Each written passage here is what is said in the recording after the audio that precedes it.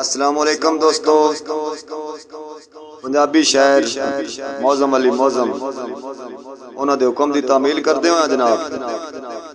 ए उन्हों का लिखा हुआ कलाम जनाब दोड़ा बहुत ही अच्छा जनाब की खिदमत चो पेश करते हैं जनाब।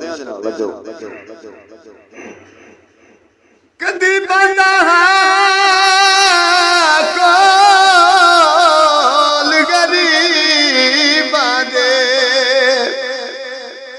अज टुर चली आए काला काला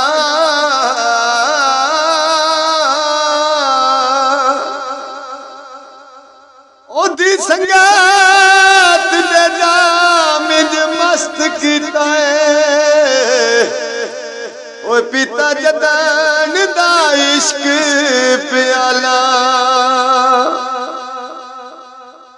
ते मैनू लाके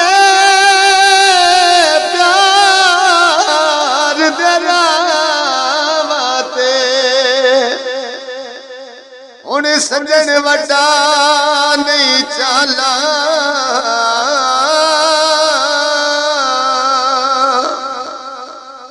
तेनू हर वेले मौसम याद करेंदा है ओ जेड़ा वड्डे नसीर पुरे आला नसीर पुरे आवे रोंदियां अखियां नो ओए सोहनी शक्ल विखा